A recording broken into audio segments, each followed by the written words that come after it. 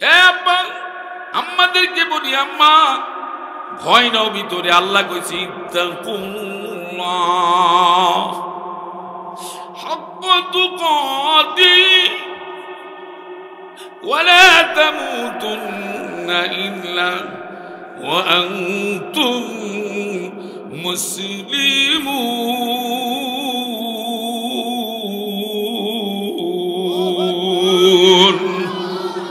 আল্লাহ গো, তোরা যারা জমিনে আসো আমারে ভয় কর, আমার ভয় তোরে মসজিদে নিয়ে যাইব।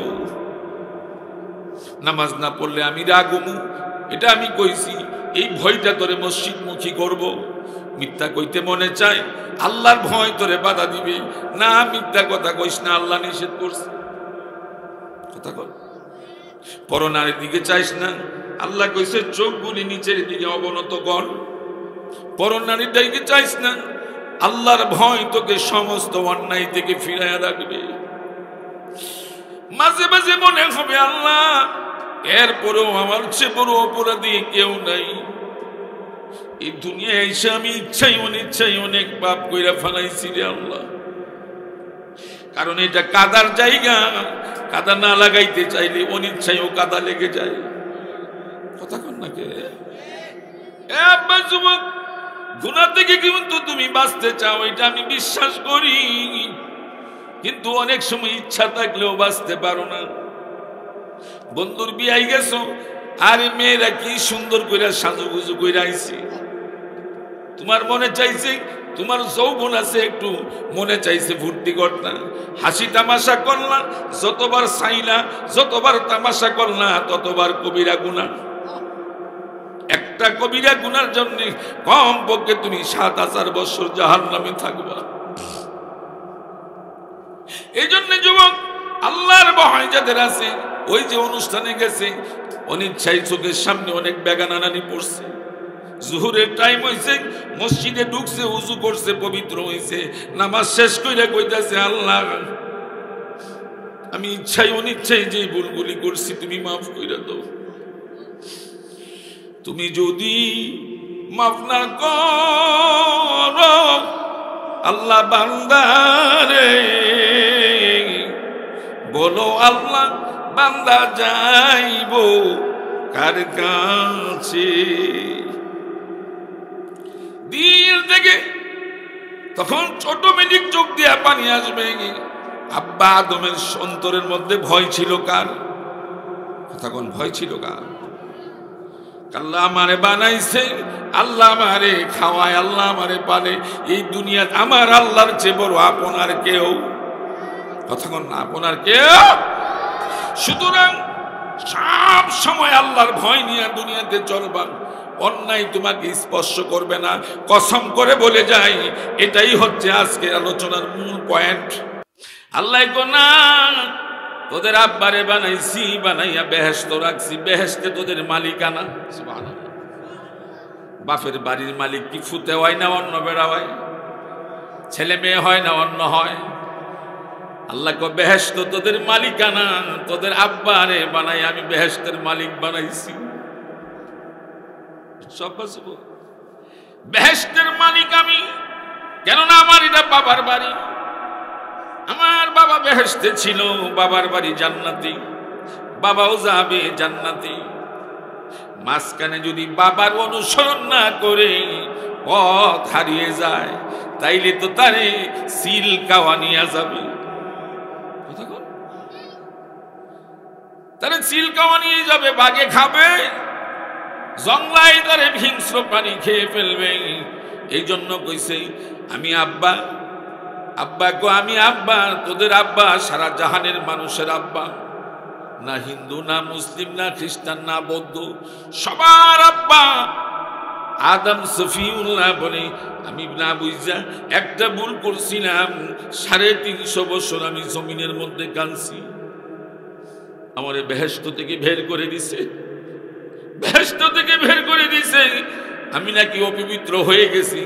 বেহেশত পবিত্র জায়গা, আল্লাহ কইছে বেহেশত পবিত্র জায়গা, অপবিত্র নিয়ে জান্নাতে থাকা যাবে না। অপবিত্র জায়গা বানাইছি দুনিয়া, ওইখানে যাও, পবিত্র হয়ে আসতে পারলে আবার তোমার বাড়িতে তুমি যাবে।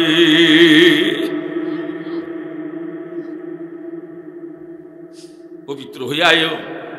বাথরুম ধরলে কি মানুষ দৌড়াইয়া জনসম্মুখে যায় না টয়লেটে যায়? কথা কয় না তো। কোথায় যা? তোমার বাথরুম পাইলে তুমি টয়লেটে যাও। আল্লাহ তো সেই জিনিস তুমি খাইছো, তোমার স্ত্রী হাওয়া যে জিনিস খাওয়াইছে এটা খাইলে বাথরুমের দরকার হবে। বাথরুম তো বেহেশতে নাই। ও যুবক, আপনারা বলেন আল্লাহ কি বেহেশতে বাথরুম রাখছে? বেহেশতি লোকের পায়খানা প্রস্তাব হয় না। যত খাবে ডেকুর আসবে, সব হজম হয়ে যাবে।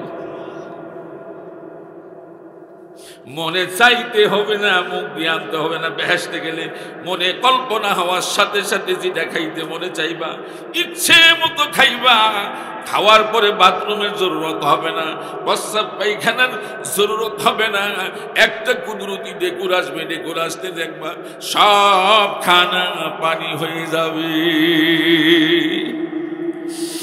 আব্বারে বলছেন যাও, টয়লেট বানায় রাখছি দুনিয়া। এতে বোঝা গেল দুনিয়া বাথরুম। দুনিয়া খুব রক্তাবশ্যা মনে করছি আমরা মনে করছি এই দুনিয়াই বুঝি আমার আসল ঠিকানা। এই দুনিয়া আমার আসল ঠিকানা না। টয়লেটে আমার বাবা আর ছিল, এই জন্য বাবা যেখানে যায়, যেখানে বাড়িঘর করে, এইখানেই তো সন্তান জন্ম হয়। যুবক কথা কইতেন না, হানা কইতেন না? আমার বাবা মা যেখানে বসতি করছে এখানেই তো আমার জন্ম হয়েছে। আব্বা দুনিয়াতে আইসা বিয়া শাদী হয়েছে, আরাফার ময়দানে আম্মার সাথে মিলন হয়েছে, সন্তান হয়েছে। এইভাবে প্রজন্ম বাড়তে বাড়তে আমরা পর্যন্ত আসছি। আব্বাকে আমি তোরে রাইখা গেলাম আমার বাড়ি জান্নাতে, তোদের বাড়িও জান্নাতে। জান্নাতে যদি যেতে চাও এই দুনিয়ারে তুমি আসল ঠিকানা মনে কইরো না।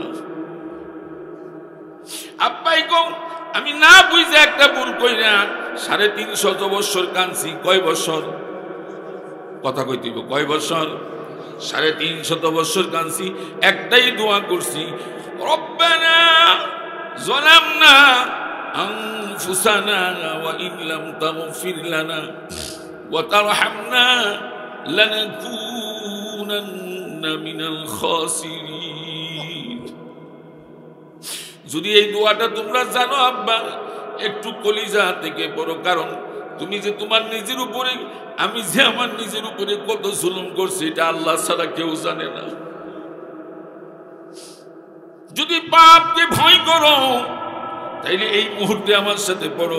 আব্বা যে দোয়াটা করছি, রব্বানা যালামনা আনফুসানা ওয়া ইন লাম তাগফির লানা ওয়া তারহামনা লানাকুনান্না মিনাল খাসিরিন। এরপরও তো সবাই কইলেন না, মুখটা খুইলা বলেন রব্বানা যালামনা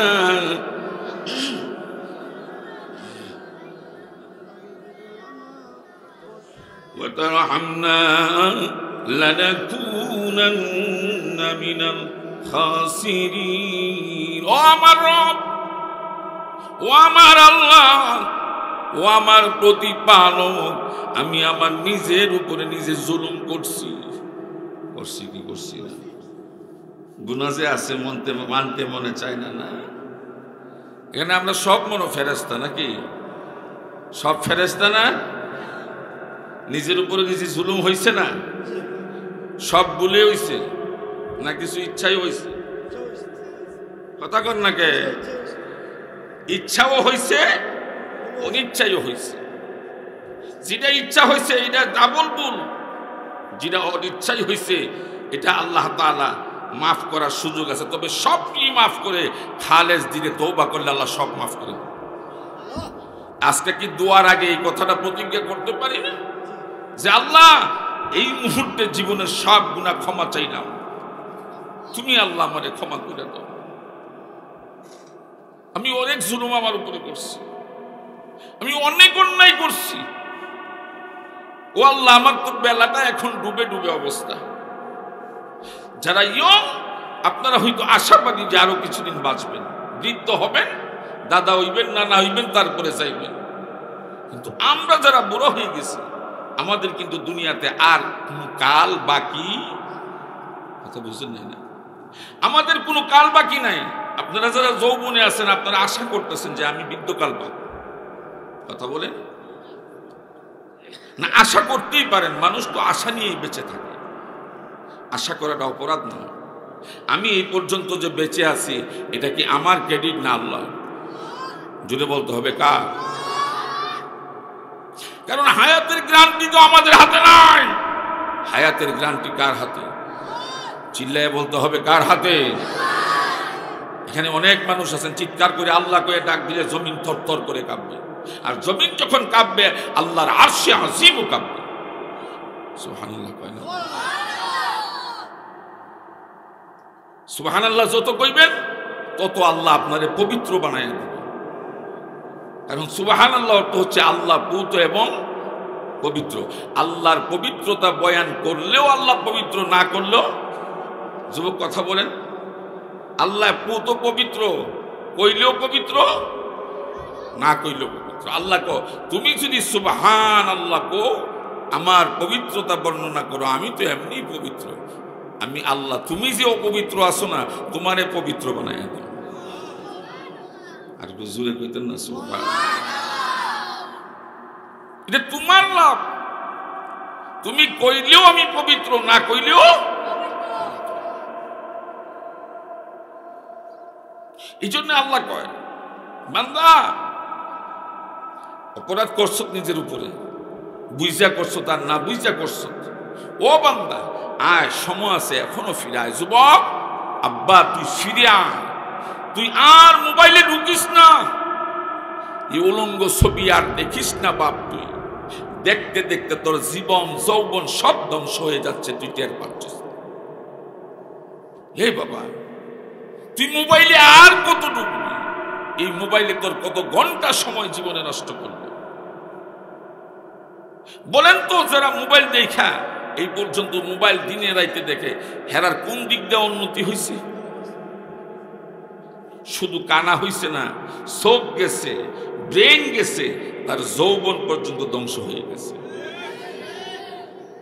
আল্লাহর কসম, এ যুবক, তোমরা যারা মোবাইলে পর্নোগ্রাফি দেখো, তুমি যদি বিয়ে না করে থাকো, আমি খোদার কসম করে বলি, বিজ্ঞান বলে এদের কোনদিন সংসার টিকাইতে পারবে না। এদের যৌবন ধ্বংস হয়ে যাবে। এই অভিশাপ কার? আচ্ছা, এই যে ক্ষতিটা আমরা নিজের উপরে আমাদের সন্তানেরা করতেছি, এটা ইচ্ছাই না অনিচ্ছাই? বাবা, তুমি তো বুঝতেছো না, ইহুদি আর খ্রিস্টানরা মিলে এরা তোমার হাতে আমার হাতে বড় বড় মোবাইল ধরাই দিচ্ছে। এতে এরা লাভ কি? আমাদের সন্তানরা যখন এগুলিতে ঢুইকা যাইব, তাদের কোরআন ভালো লাগবে না, নামাজ ভালো লাগবে না, এতে গুমরা হয়ে যাবে, মুসলমানের ঈমান হরণ হয়ে যাবে। তখন তারা যা খুশি তা করতে পারে। কথা কোন না? আমার আগের হুজুর ওয়াজ করে গেছে না? আচ্ছা, কোরআন দিয়ে যারা জীবন গড়ে, এরা কি কোনোদিন পর্নোগ্রাফি দেখতে পারে? কথা কোন না? কোরআন দিয়ে যারা জীবন গড়ে, এরা কোনোদিন মানুষের উপরে জুলুম করতে পারে? এই জালেম সমাজে আছে না নাই? চিল্লা এখন জালেম আছে কিনা নাই? জালেমদের মুখের ভাষা খুব সুন্দর, কিন্তু কাজ খুব জঘন্য। এই এক জালেম এই দেশ থেকে পালাইয়া গেছে, গতকালকে দেখেন নাই কত সুন্দর সুন্দর বলিয়া উড়াইছে? কবুতরের পা সুন্দর, লোকগুর মানে কি কথা সুন্দর। আমার ভাইরা, তুমি যদি সত্যিকারে কোরআন দিয়া জীবন চালাও, তুমি কোনোদিন কোনো মানুষের উপরে জুলুম করতে পারো না। কথা বলে ঠিক কিনা? জুলুম করা কি ভালো না খারাপ?